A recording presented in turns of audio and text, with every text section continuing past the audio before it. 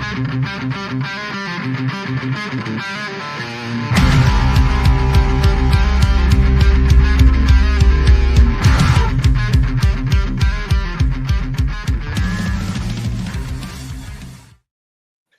and welcome back to the British and Irish Eagles podcast. I'm hoping you can all hear me and see me because we're having some technical difficulties over here with my Wi-Fi. But anyway, none of you know that. So welcome back to the podcast. Mick, the Shagger McGivern, and Phil, the Fenceman Stevens. Mick, how the devil are you, sir?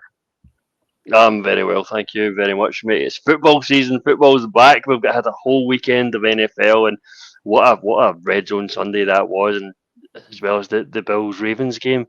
Absolutely tremendous viewing. We've had college football, we've had NFL. Oh, September to February, just buckle in. Absolutely love it. What about you, Phil? Did you enjoy the game? Did you stay up through the whole thing? Did you have a nap while the rain delay was on? How was it? Yeah, I decided wisely. I thought I was on and on about putting a duvet downstairs with me, because I put my son down to sleep early on, but it was too early, and I'd had a sleep with him, but not enough of a sleep to warrant staying up in the middle of the night. So I was like, oh, I'm probably gonna just get my head down, lie on the sofa, but the sofa's crap. So I was like, I'll take a duvet down, but probably not going to need it. But man, was I wrong, because come 4:30 in the morning, when I should have been going to bed, I was sat. We're listening to nothing, and I decided to get my head down again. But man, that game was a slog, in more ways than one. I mean, we got the dub, but yeah, from the UK perspective, especially, but even for you, because you were there, but you didn't get home till God knows what time, which I'm sure you'll divulge. But yeah, it was definitely a slog. But yeah, football's back. Football's back, and we got the W. We got the W, 24-20. Who was closest out of our predictions last week? I mean, I think I had it within a score. We'll have to go back and I'll let you have a look at that, Phil, while we're looking. But I felt pretty justified in my prediction. Close game. But we got the W, and that's all that matters. That's all that matters. Yeah, so I didn't stay for the whole game. To be fair, it was fair to Casey. It was 11 p.m. At night time, and the rain delay was going to be going on for at least another 30 minutes, which would have meant that the game wouldn't finish until about 12:30 local time, which it didn't. And I know from a couple of people who stayed, who live around our area, they didn't get back till 3 a.m. in the morning because just 2.5 hours to get out of. So it's about a 50-minute drive to the link, 45 in a good run from my house here, but so that just gives you an idea. An hour and 45 minutes of traffic at the link. Obviously, I don't know if anyone listening in knows the story about the SEPTA and how it was going down from 16 trains to 4 trains, and then FanDuel dived in to supplement that. Wasn't enough. So everyone drove rather than getting the SEPTA, and then of course that made the backlog. So I missed about the equivalent of a quarter between the end of I pretty much left with like 3 or 4 minutes left in the third, and I saw the last 5 minutes at home. Very, very happy about my decision to do so. Sounded like it was a little drab after the rain. I was listening to Merrill Reese in the car, which was kind of a weird experience for me. I've never listened to Merrill comment on a game before coming back, so that was fun. But hey, look, it was a great day. Had a fantastic time tailgating with Forth and John and over, and I went across the Philly Sports Trips tailgate to see Vince and Kerry and all of the gang. Jamie, Philly Sports guy, E-Rock was there. Fit Dad CEO was there. Funny quick story on that one. One of Katie's colleagues sent her a picture today saying, I was scrolling on my favorite influencer's Instagram post yesterday. Is this you in a picture with him? Because there's a picture of me and Katie and Fit Dad CEO. And so that was quite funny. And of course, Rob McElhenney was also there. So it was a good time had by all. And the game itself was good. It was a dodgy start, which I'm sure we'll get into. But yeah, great time was headed off. But before we go any further, before we talk about the game, before we talk about the good, the bad, and the damn rat sexy, we got to talk about SPITGATE. And that is name of this podcast is Tuah. Spit on that thing. So SPITGATE, Jalen Carter I'll pass it over to you, Mick, Phil. Phil, why don't I pass it over to you and run us down what happened and take us through how you felt. Yeah, so I decided that I was going to do. I had some wings in the freezer that I was going to cook just before. So I decided that I wasn't going to get into my game day jersey until I'd finished the wings. Wise choice, because I'm terrible with wings. So cutting it close. I basically got to the thing. So it's my fault that Jalen Carter got ejected because I wasn't wearing my jersey. So by the time I got into my jersey, things had the Cowboys had scored their first drive and we were on our way. So actually, it literally did. The luck changed perfectly at the time. But SPITGATE, it's all seriousness. At that point, I was just still finishing the last couple of wings and looking up at the screen and kickoffs, return, and then the penalty comes in. There's always a penalty on kickoff return. Nope, Jalen Carter gets ejected before even a defensive snap gets played, gets ejected for unsportsmanlike conduct, and then the replays come up, and it turns out that Jalen Carter decided that spitting at Dak Prescott right in front of one of the officials was a smart move. And initially, we're all in shock because we've just lost our best player on the team, but definitely on defense. Going into a game right at the start, so not even sort of like a gradual thing, straight at the game. So all the game plan's gone out the window. It wasn't until a couple hours later that we see an extended replay that shows that Dak did spit as well. The Eagles fans are probably going to be like, he spat at Jalen Carter. Everyone else is going to be like, he spat nowhere near him. Stop trying to do tit for tat. But regardless of what happened, it looks like Jalen Carter's getting close to the Cowboys huddle. Dak Prescott takes exception to it, mouths some things, and then just in his words, spat near his offensive lineman or just in front of them. Jalen Carter takes exception to this, thinks that he's spitting at me. Hey, you talking to me? Decides to walk square right up to Dak Prescott and spit on him, and then that's when he gets ejected. So that's the rundown. I'm sure we all know that by now, but yeah, it was. I think we can all agree that spitting is abysmal. Anytime in any sport we watch, when we see our players do that, you're like, it's dirty, it's disrespectful, it's weirdly, despite not laying actual physical contact on someone, considered above pushing and shoving and physical violence of any description. Some people would consider sort of if they'd had a scuffle to be less than that because it's part of the gamesmanship. But spitting someone is disrespectful. It's the ultimate thing, really. So I don't like the fact that Carter did it, regardless of whether he was provoked or not. It's always that thing. You can't say that you're provoked because there's no excuse for it. You've got to be the bigger person, and someone like that, such an important player for your team, the role model that he is, and the fact that the defense is basically getting planned around him. You need that guy to have cool head on his shoulders. So for me, just disappointed. Hopefully he doesn't get banned. I'm sure we may or may not find out live on the pod whether he's going to get banned or not. There's been conflicting rumors, but yeah, really weird start to the game. Really disappointing. Took the wind out of the sails of the Eagles completely. You kind of thought that was our main thing. Gave the Cowboys certainly a massive boost. And I definitely made the game a lot harder, whether you want to directly link it to the Cowboys being good or not, or whether they were just going to be better than we thought. But when Jalen Carter's not going to be breathing down your neck, he's going to give you a boost for sure. Yeah, it's bad no matter what way you look at it. I agree with Dallas with Dak Prescott. No. Should Jalen Carter know better? Yes. I mean, come on. He's clear provocation. He knew exactly what he was doing. Mick, throw it over to you. They're also looking at Dak in this instance in the NFL. What do you think is going to happen? What do you think should happen to both Carter and Dak? Noting that Carter's already missed a full game because of it. Yeah, I mean, spit happens, doesn't it? Sorry, I had to get that in. I think they're both going to get fined by the NFL. I don't see the punishment being any harsher than that, and I think that's fair. I mean, that clearly provoked him. Jalen reacted. He really shouldn't have, as we've Phil put really well. Don't rise to that sort of thing.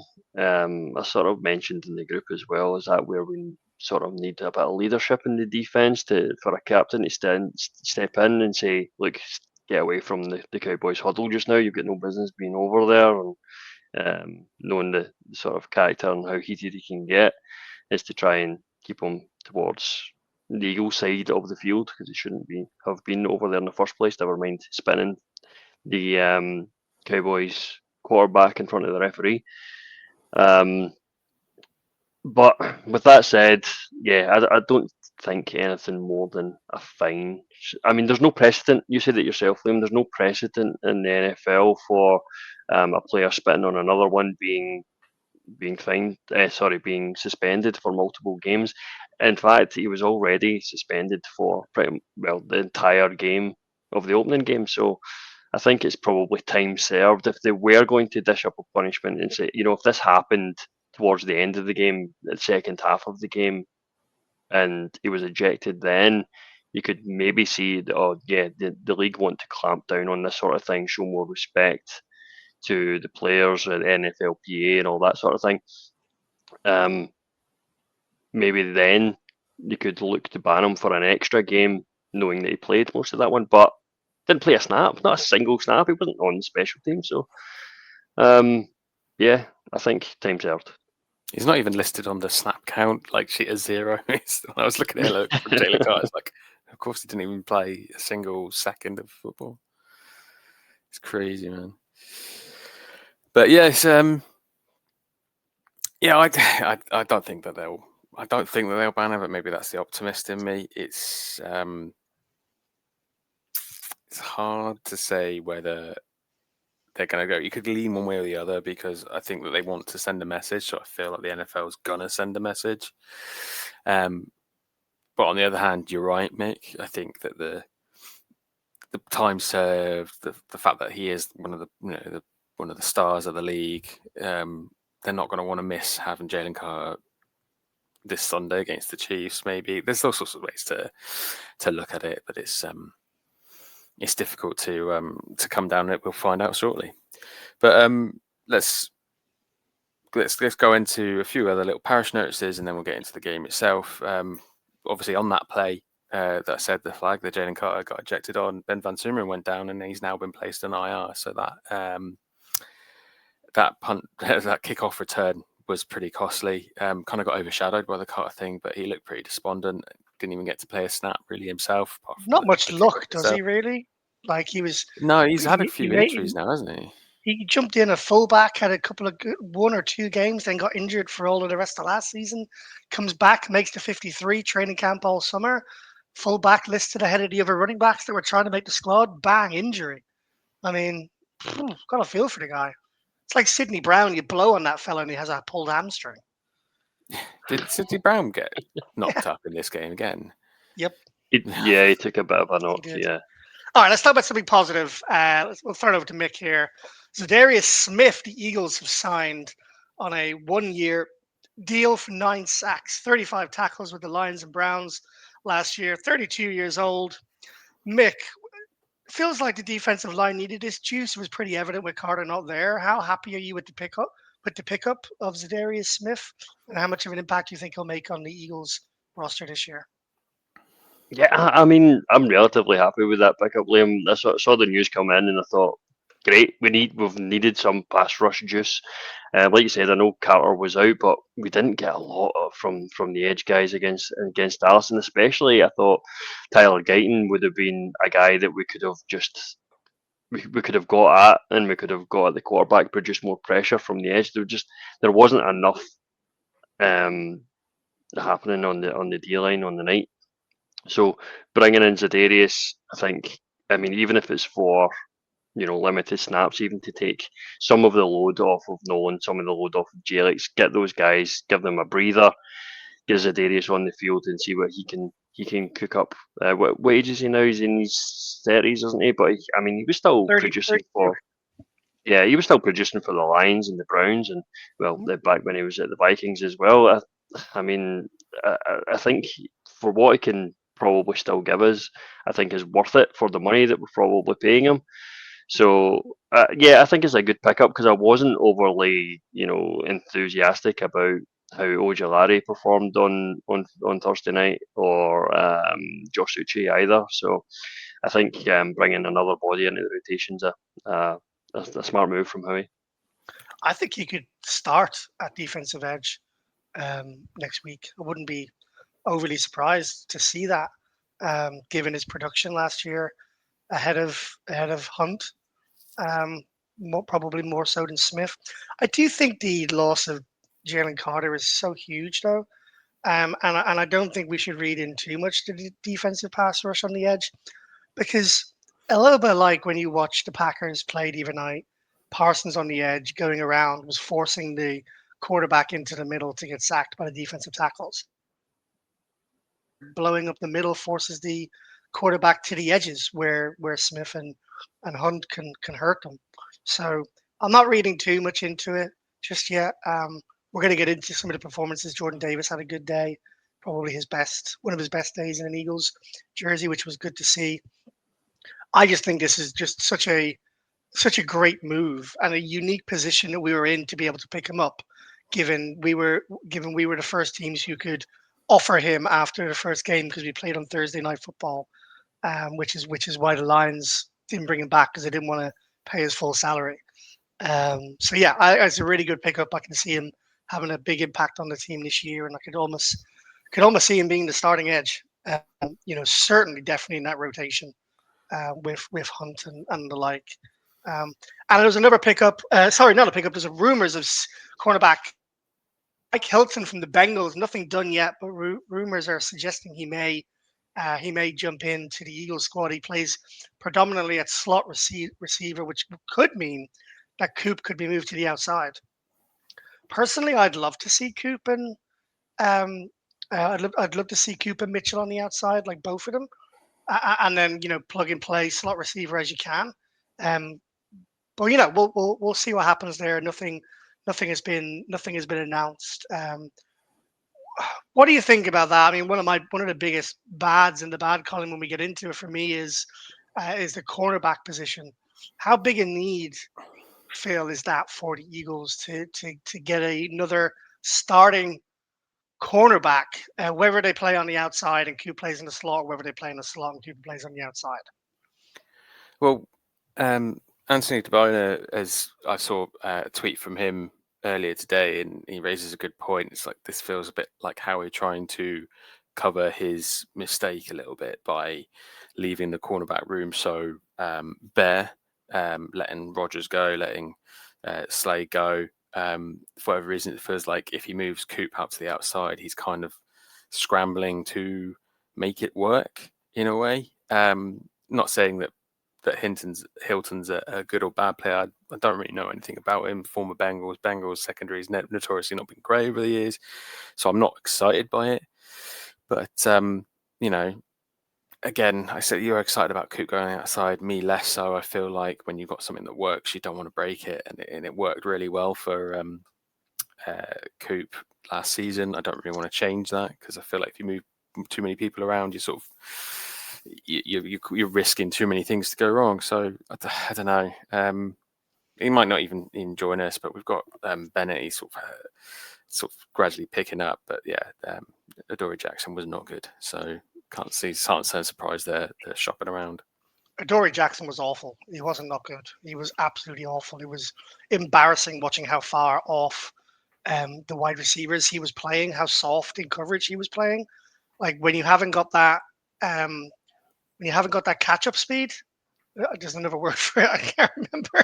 But when you haven't got that catch-up speed, it was horrible. You knew every time, and God only knows why we were lining him up next to CeeDee Lamb at the start of the game, because that is just a humongous mismatch. So look, a few things to fix here. Maybe Adoree will be better next week with more time. I don't think so. I think he's cooked. Bennett, we'll see what he does. We'll see if he brings someone else in. Definitely two of the biggest positions to look at for the Eagles over the next few weeks is that defensive end and that cornerback position. All right, before we get into the good, the bad, and the damn right sexy, let's go to our Loch Lomond ad read. Yeah, I'm ready for you this time, Liam. Celebrate victories, Rally through challenges and bond with fellow fans as you toast with a dram of Loch Lomond single malt whisky. From tailgating gatherings to watch parties at home, Loch Lomond whisky becomes an essential companion, enhancing the moments that make football so extraordinary. It's the perfect accompaniment, from the joy of victory to the bittersweet moments of defeat. Loch Lomond offer a wide range of malts, with their flagship perfectly balanced, and signature expressions Inchmoan and Inchmuren to suit any taste palate. Celebrate greatness on and off the field this season with a perfect balance of Loch Lomond whisky and Eagles football. From the first pour to the crowd roar, fly Eagles fly.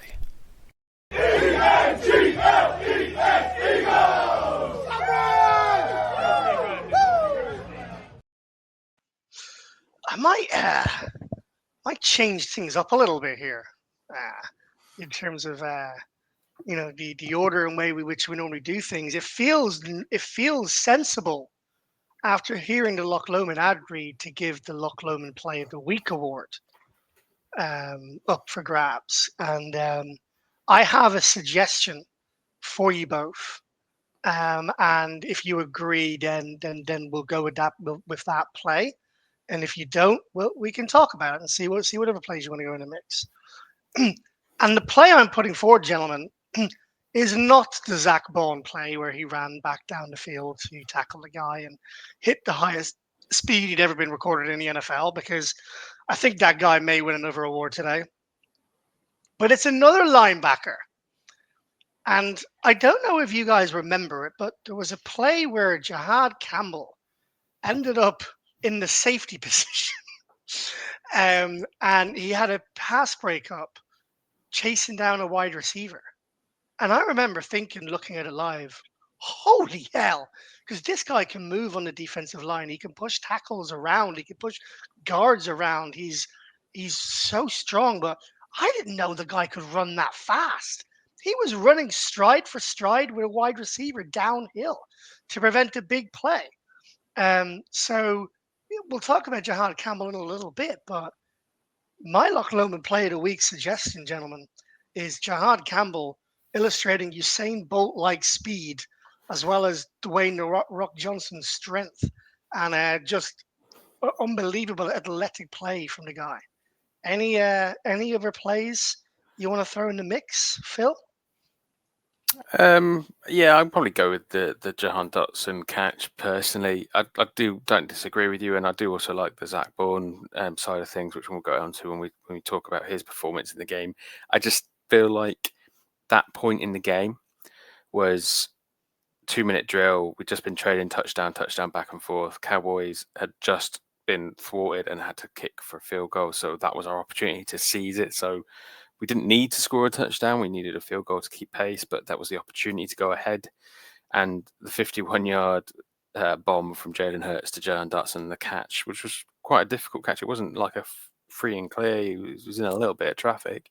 Catches that and immediately gets us on the front foot, and then we go down and score a touchdown so that we're ahead on the scoreboard. So for me, I feel like that's more deserving just because of the pivotal moment of the game and how important it was that it got that. So I'm going to side with that one. I don't know about you, Mick. Okay, well said, Nicholas. I'll give you something else, just an alternative. But I mean, those two choices, I mean, they're tough to beat. They're really tough to beat. I mean, there's such memorable moments in the game and such pivotal moments. But I'll take you back to one that you may have forgotten about. It was a 2nd and 3. Jalen hits Saquon in the flat. Saquon one-handed grab, pulls the ball out of the air, stiff arm the DB over the line again. First down, birds. Ball's going that way. It was such a great moment. Just it got me going. It was like 4:30 in the morning. I mean, it was in the fourth quarter, early in the fourth quarter. Yeah, this is like 4, 5 o'clock approaching in the morning. That just woke me up. It got me out of my seat and it got me cheering on the Birds again because I was getting a bit sleepy in that fourth quarter. But Saquon woke me up. That's interesting because I obviously missed that play. I would have been in the car when that play was happening, but that's also a good shout. All right, I'll tell you what we'll do is we've got 3 nominations for Loch Lomond Play of the Week. We'll let Tony listen to the podcast and then we'll announce it on our social media in maybe tomorrow or the next day of who the Loch Lomond Play of the Week is. So Tony, if you're listening in, you got Jihad Campbell doing what no linebacker should really in their right mind be doing, playing basically safety. You got a fantastic 51-yard dagger to Jahan Dotson. Great catch in stride. Beautifully thrown ball. Absolute Beautiful. dart. And you've got Saquon Barkley just saying, face arming, and arm facing, whatever you call it, stiff arming, Face palm. Face palm.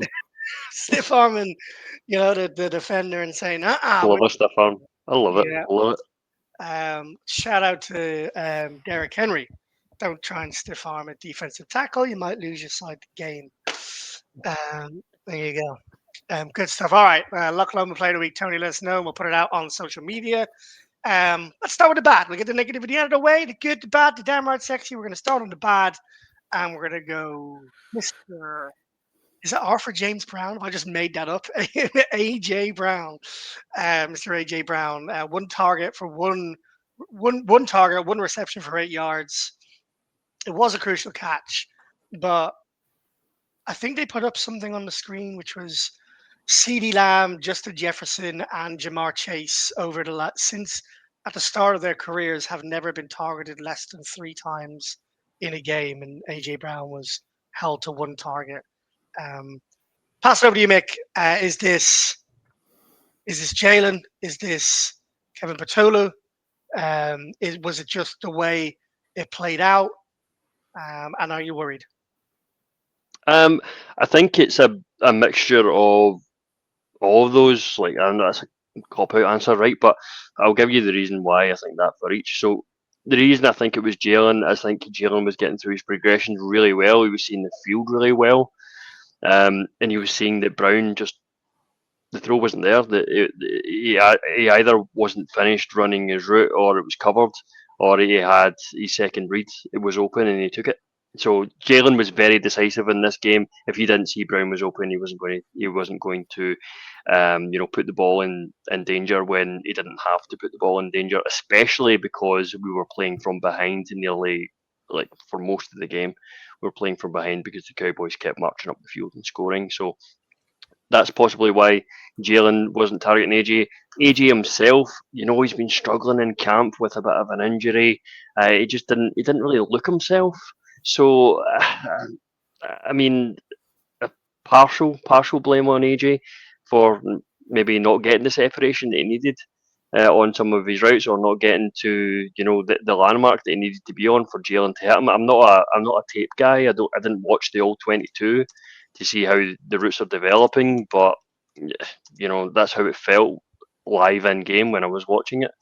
And Kevin Patullo, I thought he schemed up a really good game, especially for the opening script. Yes, you do have to get your star wide receiver involved, absolutely. But it's the way the game developed. I wasn't upset with the way the offense was performing, especially not in the first half, because we were doing what needed to be done to get the ball up the field. Jalen just totally commanded that game. He took it over. I know we'll get on to how good Jalen was in this one, but I thought the opening script was great, and I'm not really worried about AJ's usage in this one either. If you remember a couple of years ago when we opened up against the Detroit Lions, I think it was, and Smitty got like 0 targets or something on that game, or he got like 2 yards on that game, and everyone was freaking out.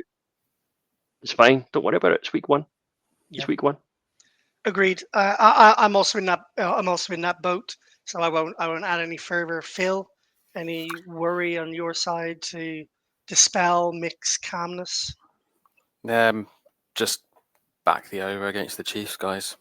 Touchdown and whatever his yardage. I might even go 150 yards and a touchdown next week. You know how this thing goes. It's the same last season. Jalen does it, doesn't he? Every single time he corrects it the week. It'll be the talk. It'll be the talk all week. The AJ Brown stuff. There'll be some people talking about it, and then on the weekend, first pass AJ Brown, second pass probably AJ Brown touchdown, and then for the rest of the afternoon he's just eating away at this Chiefs team. This Chiefs team.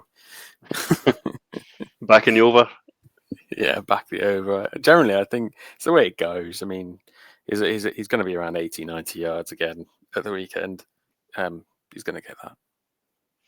All right, let's stay where we are then and talk about the offensive play calling. Jalen only completed one pass of over 10 yards. That was the 51-yarder. If you do go and look at the average yards per pass of all of the top quarterbacks in the league, he still did have the highest yards per pass because of that 51-yarder. Talk to me about Petula, Mick. What did you like? What didn't you like from Kevin Petula his first game at OC? We know Jalen's well used to brand new offensive coordinators every single year. So shut up, Lions fans. What did you see from Kevin Petula? What did you like? What did you not like? New coordinator, who dis? Is every year we go through this, and it was the biggest worry coming into the season how Petula would perform. Obviously, he's never called a game before, apart from the preseason games that he had. And we've lived through Brian Johnson, and that did not go well. Hire from within, a guy that's already been in the building. So we say, yeah, he's got familiarity with the scheme. He shouldn't change too much. But it didn't work out for Brian Johnson. So we thought he was Ben Johnson. That's what we didn't know. We thought anyone with the first name would be and Johnson. The B Johnson. It's like the guy who drafted Brian Robinson in his fantasy. How he just signed it off. We didn't check the first name yet. Absolutely. So Petula was the biggest question mark for me for the offense, because the offense is stable. I mean, the guys in the front line, they're all paid. Wide receivers, tight end, all that. Everybody running it back on the offense. So the big question mark was Kevin Petula and his usage of the offense and what he was going to be able to do with the unit. And I was quite impressed with the opening script. I thought, there was a good mixture of run pass plays. Yes, there wasn't the bombs downfield, and at times as the game progressed, I thought the Cowboys started to stack the box, and we were getting nothing on inside runs up the middle of the field. Landon Dickerson went out, which just contributed to that as well.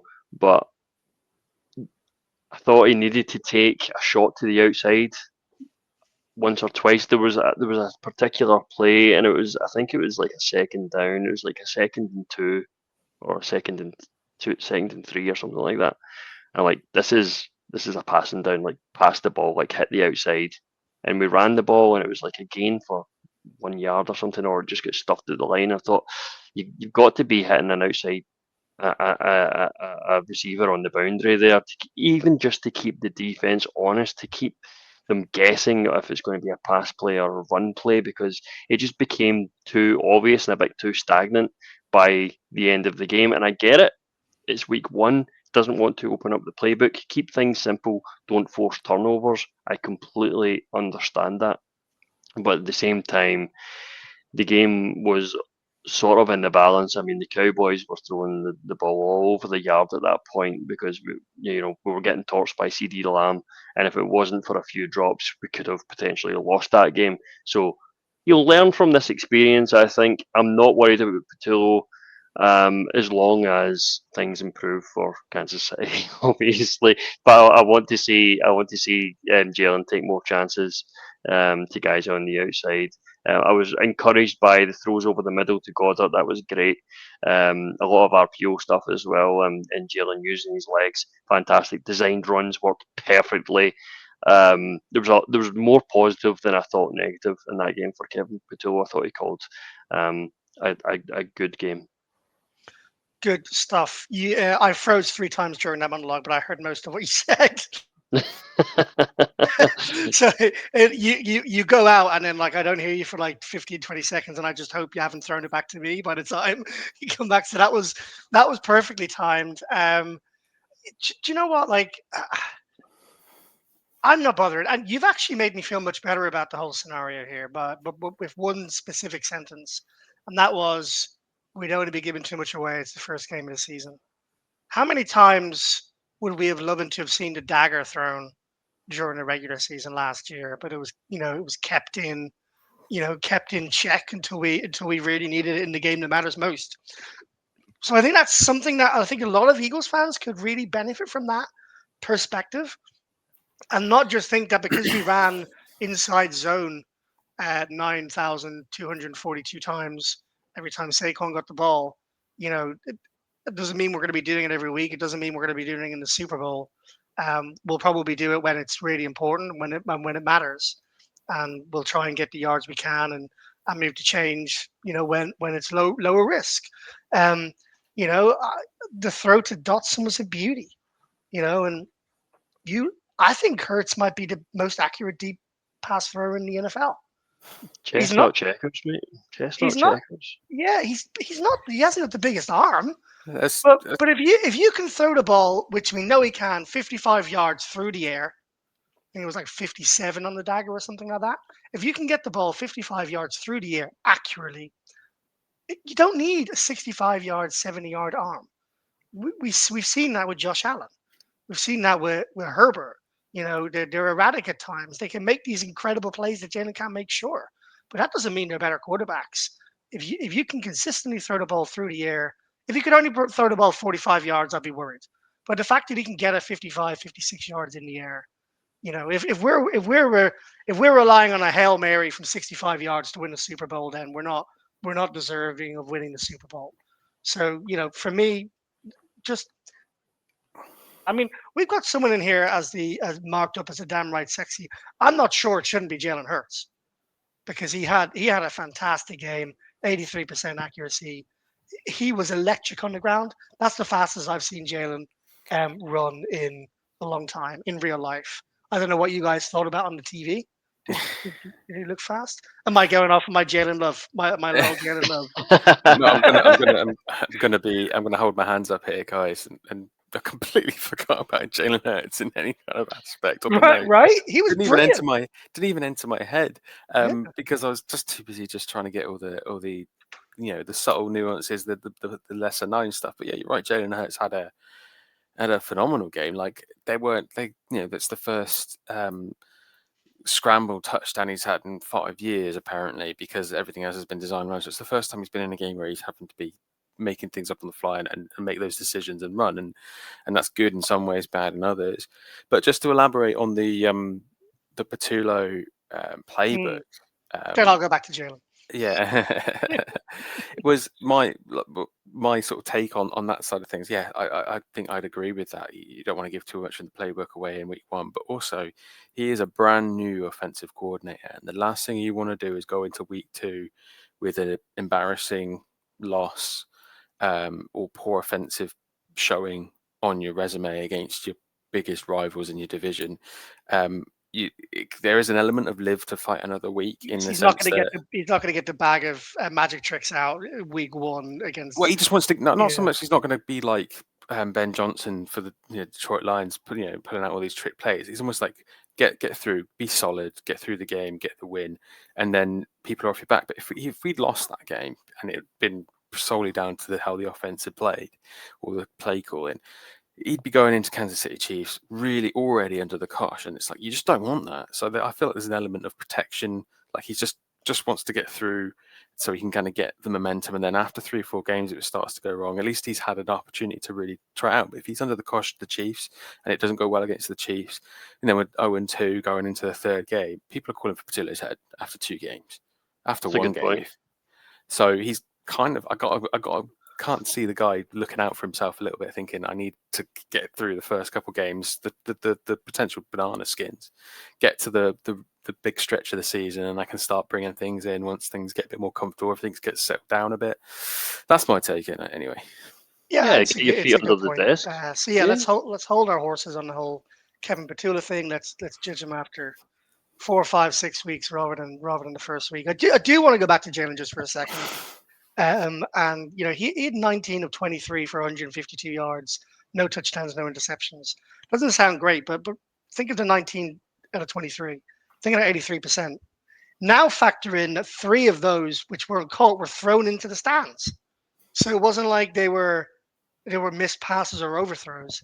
He's got like a 95% completion percentage if you don't factor those throwaways in when no one was open. Jalen had probably his most accurate passing game in an Eagles jersey in his career. It was great, but not only that, we talked about him. We talked about the scramble touchdown on all of his runs. He, by the way, had 14 carries for 60 yards. He had nearly as many as Saquon. Saquon had 18. He had more yards than Saquon, and he averaged he averaged over a yard more per carry, and he got one more touchdown. 14 carries, 62 yards, 4.2 average, two rushing touchdowns. But when he ran, he got down. He was clever. He didn't put himself in harm's way. If you go and watch a lot of his runs, he's sliding well before contact to make sure he doesn't get hit. He's playing smart football. He's playing low-risk football. He's playing winning football, which is what we know Jalen Hurts is all about. He plays winning football. He does whatever the team needs to do to win. He doesn't care how it gets done. Keep the main thing. Win the game. That's what keep the main thing means. It means winning the game of football and doing whatever it is that needs to be done, despite your face, despite what the optics look like, despite how far you're throwing the ball or how many times you're throwing the ball. It's the main thing. The main thing is being winning football. I think Jalen Hurts had an outstanding day. I loved seeing Dallas Goedert get 7 catches for 44 yards. Safety blanket for Hurts. He looked good out there. Not huge numbers, but I'll take 7 receptions all day long. I know we didn't put up a ridiculous amount of yards on what did we put up on the ground? We put up 136. We put 156 yards on the ground and 152 yards through the air. So we put up 4 more rushing yards. But it didn't matter because he played safe football, we played accurate football, we played winning football. So for me, it just goes to and shows to the development and the maturity of our franchise quarterback, our top 5 quarterback in the league. Maybe he's top 1 this year. Maybe this is the year Jalen Hurts blows the MVP conversation out of the water. MVP. I think Josh Allen will have a bit to say about that after last night's performance against the Ravens. 392 yards and 4 touchdowns and looking like Superman himself. But can you keep that? Sorry, Liam. But can you keep that kind of thing up? Because I don't trust teams that just come out out of a cannon into week 1 and they can't keep that up through 17 games. That's why yes, we had a slow start in week 1, but we're going to build on that every single week and get better and better and better. And it's all about exit velocity. A lot of people talk about exit velocity, and maybe by week 18, Josh Allen isn't able to pull out these heroics on a week by week basis. So I think our position is a lot more stable than theirs is. I think you've hit the nail on the head. I mean, and that's what Jeffrey Leary wants. He wants a stable team that can compete for championships every year. Certainly compete for NFC titles per year. And that's why Jalen Hurts, and I've said time and time again, is a better quarterback than Lamar Jackson. He's a better quarterback than Josh Allen. Because when it matters most, and when the time comes to make the right play at the right time and to not choke under pressure, Jalen Hurts does it time and time and time again. We've seen Josh Allen and Lamar Jackson choke time after time after time. So you know where I stand on it. I'm very. I don't think there's anything that could happen now. I'm going to eat my word. I hope I don't eat my words. I don't think there's any, hands under that desk. They're too low for me. Get them. I don't think You're talking about Jalen. Yeah, for up here. I don't think there's anything that Jalen could do this year that will make me waver from my position of confidence. Even if he had a run of 3 or 4 bad games in a row, because I just think he's got that character and that mindset that he will bounce back and get better and correct it. All right, I'll get off my Jalen Hurts soapbox. Now everyone listening in. We've already talked about Jalen Carter. I don't want to talk about that again. Adoree Jackson, we kind of covered the cornerback position already. He was awful. I don't really want to talk about him anymore. I hope Michael Jacquet, Bennett. I hope Bennett comes in and plays. Hope he picks someone up. I don't want to see Adoree Jackson on the football field again. Put him in the bin, throw the bin out, take the bin to the moon, and leave it there. I don't want to see Adoree Jackson on the field ever again. I can't believe Ringo got 0 snaps on defense. Yeah.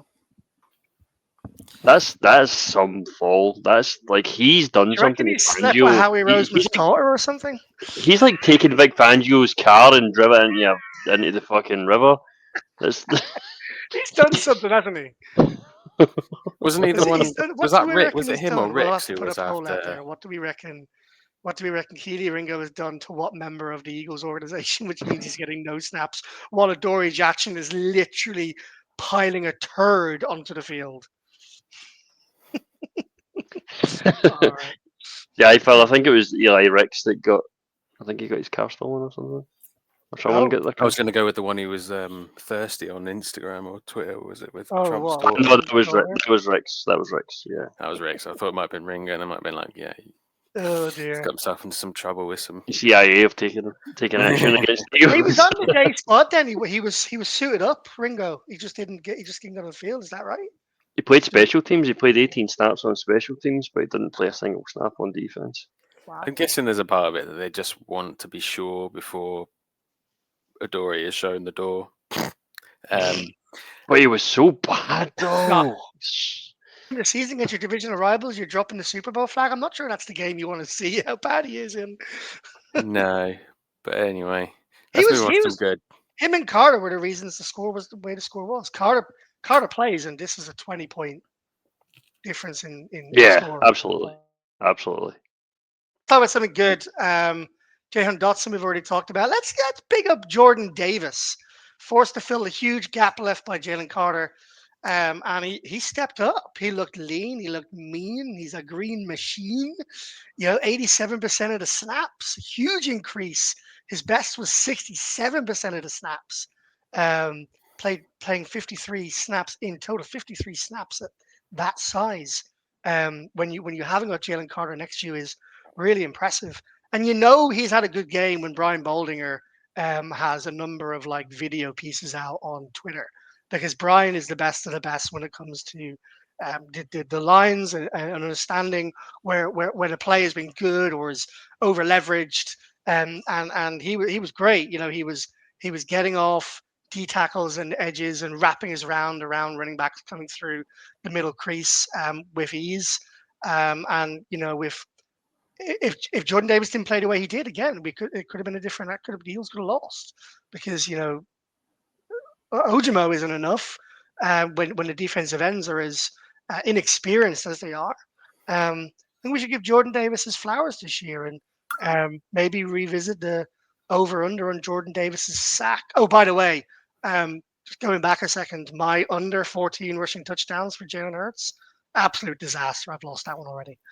But back to Jordan Davis. Phil, what did you like? What did you like out of Jordan Davis? Has he convinced you? Do you need more convincing? Talk to me.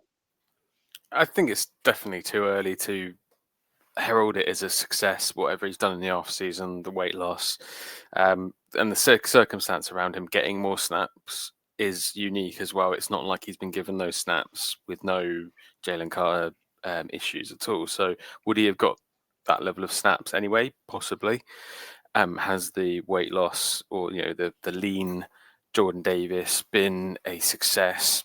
It's certainly, if taking the snap aside, he stepped up and he fulfilled that increased snap count. So you can argue that yes, the fitness side of things has worked in the limited sample size that we've got. I feel like it's going to take, as again, the whole point is his fitness and conditioning. Like, is he going to be able to keep that up over the course of the season is the other question. So it's certainly good and it's a positive sign to be looking at it. Like, we were immediately hoping for Jordan Davis to step up and fill the void from Jalen Carter, and he did that, and that's all we can ask for, and that's all we can expect at this stage. See how it goes when Jalen Carter is back, whether he's back this weekend or not. The next time they sit up next to each other, that'll be the time to analyse the snap count. If they're both on the field for the length of the amount of snaps that Carter is, if they're both playing that, then that's incredible. That's exactly where we want to be. One or two star defensive linemen to be on the field all the time, causing havoc. We don't want Jordan Davis to be in and out like a fiddler's elbow. We don't want Jalen Carter to be spitting at people. Let's get them both on the field for as long as possible, and then we'll really see how dangerous this defense can be. Love it, and he's gonna get so much more exposure to the quarterback with Jalen Carter in there, because he's not, there's gonna be two defenders on Carter, and Jordan's gonna have an open lane. Mick, you were on the predictions podcast last week. Is Jordan Davis an Eagles player next year?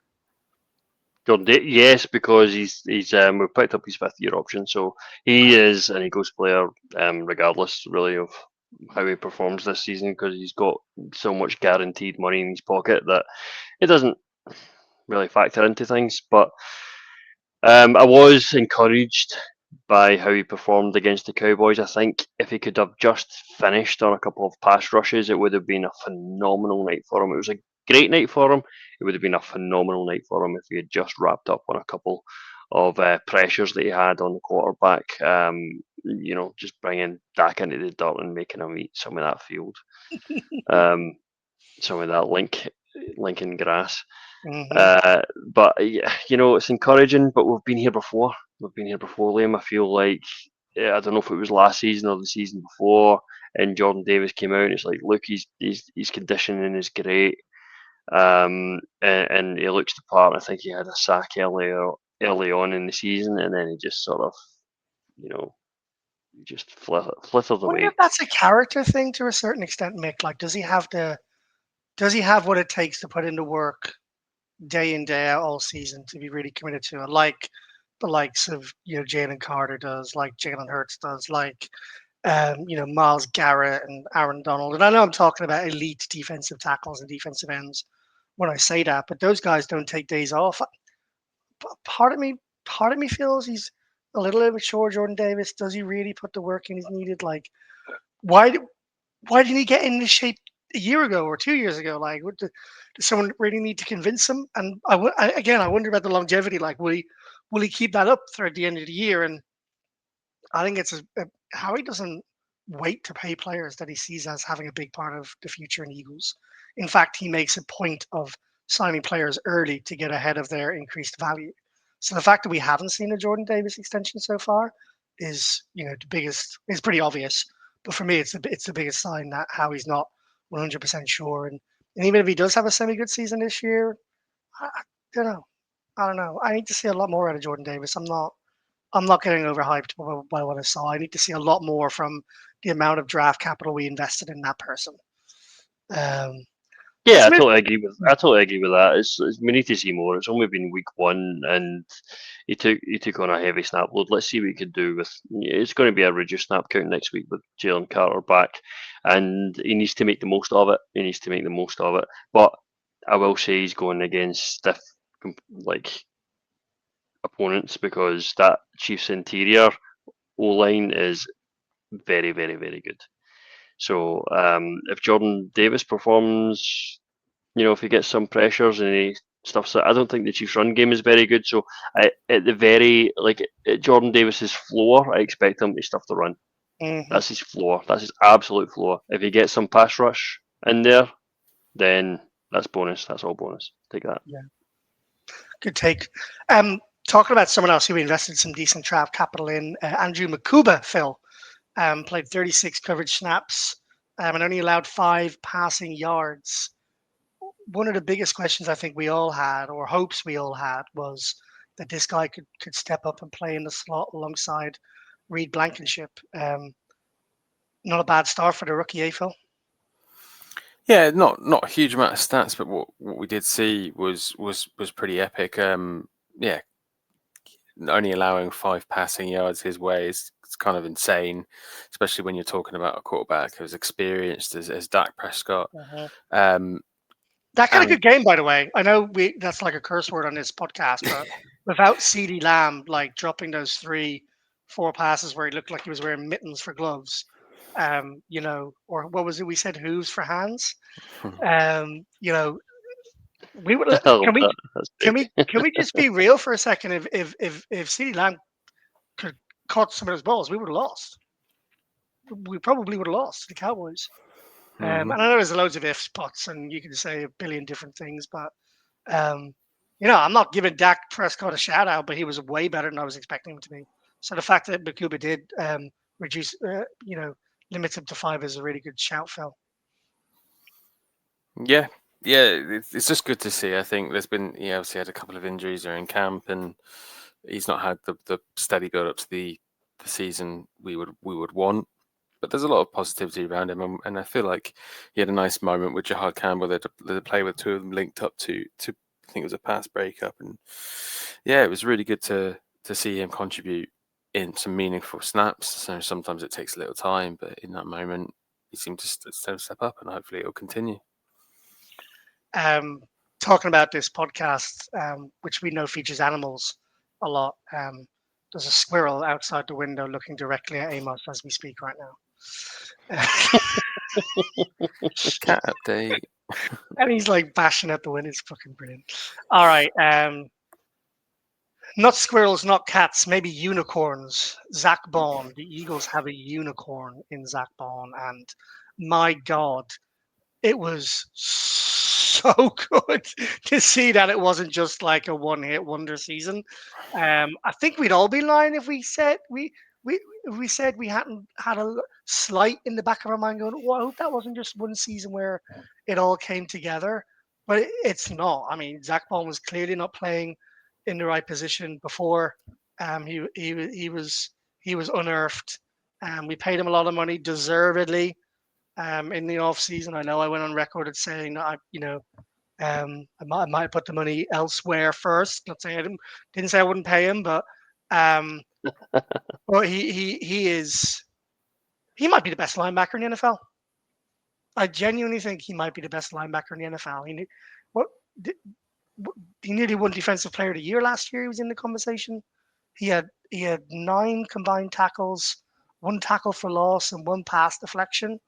And to be fair, we probably do need to put this play in the Loch Lomond Play of the Week category as well for Tony to decide, because he chased down already nearly celebrating his touchdown against his former club. He was salty as hell to the fans after that as well.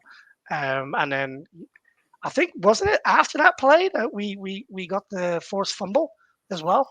Yeah. So Bond made that stop, and then obviously Byron Young and Jahad Campbell forced the fumble from Dak afterwards. So Zach Bond saved 7 points, and we only won the game by 4 just with that play alone. And one of the most interesting stats, of course, is he clocked his fastest ever speed on an NFL pitch when he was chasing him down, which just shows you the heart, grit, and determination of the guy. He can do it all. And on top of that, it's been noted that he tried to punch the ball out. So rather than just getting to Miles Sanders and bringing him down, hoping for the best, he had confidence in himself to catch Miles Sanders and thought, I've got enough space left on the field to get a punch out, because at the end of the day, if he fumbles it into the end zone or whatever, then we get the ball back. So he had the presence of mind to do that, and the confidence in the team. And yeah, you're right. The next 1 or 2 plays afterwards, Miles Sanders, cocky as hell, comes in, fumbles the ball, gives us back the ball. So essentially, Zach Bond's play saved us from conceding a touchdown. Like you said, with the passing, the drops from CeeDee Lamb, there are a lot of ifs and buts, but you can't worry about them. But you just got to enjoy the fact that Zach Bond made that epic play, and CeeDee Lamb couldn't catch anything in the second half. I mean, Mick, Jahad Campbell and Zach Bond, the best 2 combination linebackers in the league. Got to be in the conversation at the very least. Man, I can't believe what we're talking about just now. I can't believe it. You love a linebacker as well, don't you? Sorry? You love a linebacker as well, don't you? Yeah, of course. I'll absolutely love a linebacker. But, I mean, this isn't the Eagles. This isn't how the Eagles operate. We don't have all pro linebackers. We don't have adequate cover over the middle of the field. What are you talking about? But yeah, I mean, Zach Bond, Jihad Campbell. Oh my God! Oh my days! I haven't even talked about Unbe- Nakobe Dean or like Jeremiah Trotter Jr. Like they're not Jeremiah even. Shaw. Yeah, Yeah, I mean, we've got linebackers aplenty, and it's such a joy. I mean, we've came a long way from Nate Gehry, uh, and Duke Riley. We've came a long way from there. Um, and to be honest, Liam, it felt low key like Zach Bond. I was slightly worried about this season with Zach Bond. Like I just said, yeah. like how he performed last year. Like, I don't know if he can do that again. Was that lightning in a bottle, And he flash in got a pan? paid as well. He got paid, but bald eagle. He's gliding through the field, man. That's I love Zach Bond. I mean, that could be the next jersey. I mean, that is it's getting close to that sort of point now with Zach Bond. It's such a joy to watch. I mean, we've got guys over the middle of the field that can cover, and that's just been a problem forever. You remember the John Gannon defenses. You remember the Sean Desai defenses, and up the middle just got gashed Yep. consistently. Gashed. It was just always a ball up the middle, first down, whoever it was, the opponent, and that just is not happening now. We've got the quarterback, the field general on the defense in the middle of the field. He's making sure the guys are in position. Zach Bond's got the captain badge on his jersey as well, and killing it, absolutely killing it just now.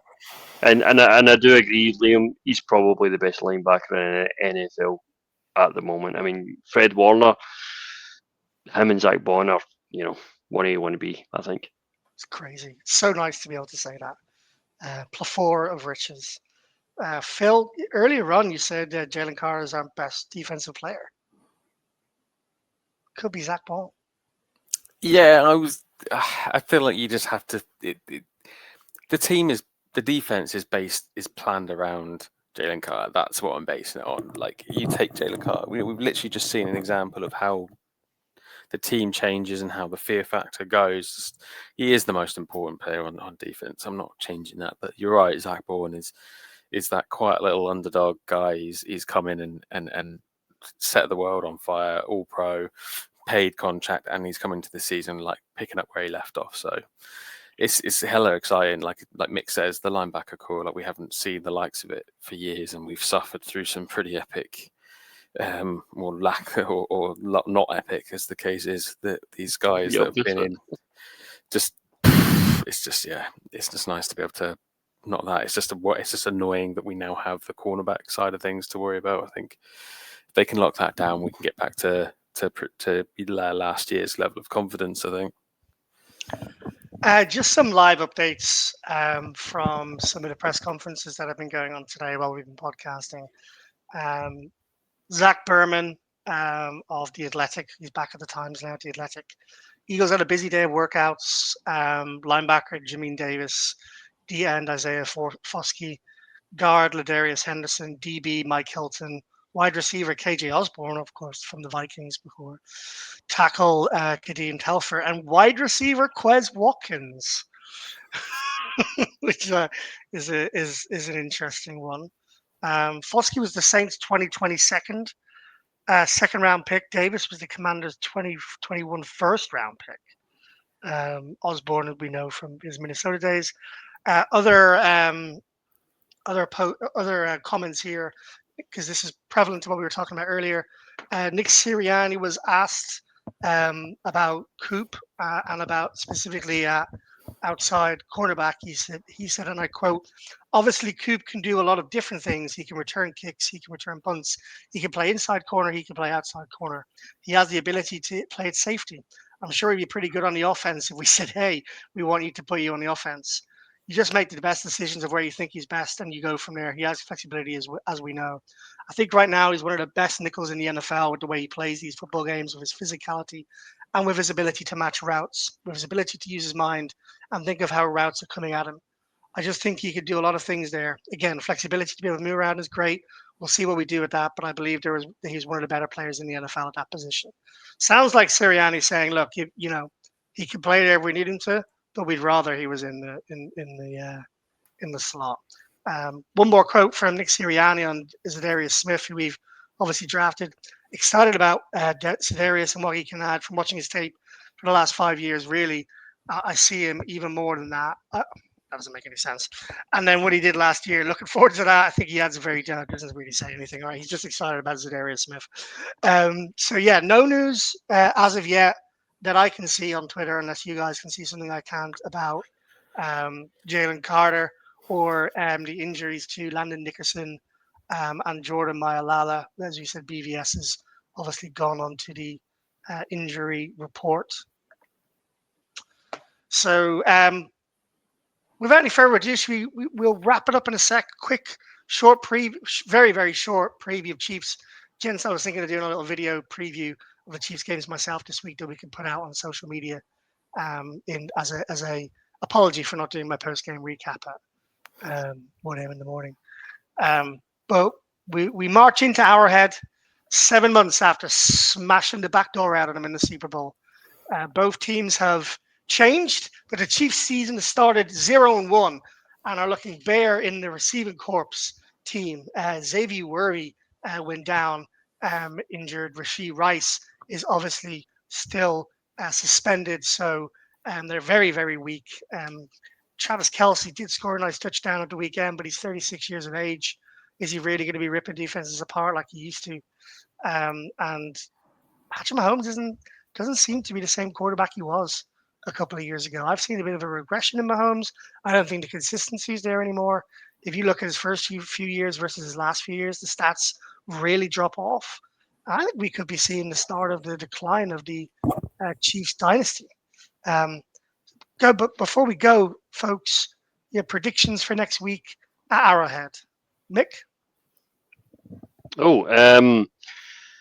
I'm with you. I think the Chiefs are in a regression period. Whilst Mahomes can produce some magic, I watched the Chargers game on Friday on YouTube. I didn't watch it live, of course, because I was absolutely dead from watching the Eagles and Cowboys the night before.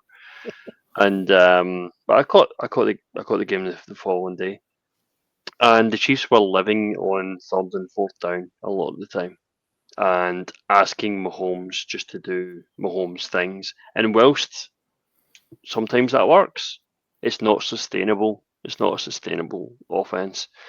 Kelce did not get involved very much in the game. He had a score, but aside from that, not much else. The run game I thought was terrible, not inventive. The offensive line weren't getting much push on the defensive line. I don't think the Chargers are a good team. They're not a great team. I think the Chiefs really struggled. Yes, it was week one. We have similar struggles ourselves in week one.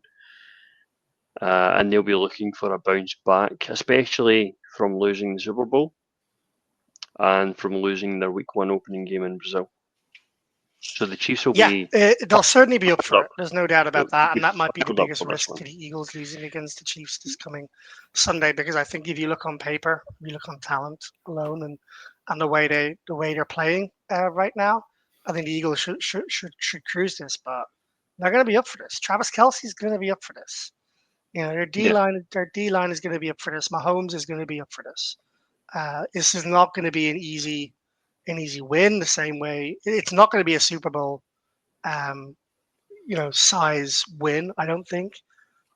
We're not clicking enough yet for that, and the Chiefs will be up for it. But I do think we win, and I do think we cover.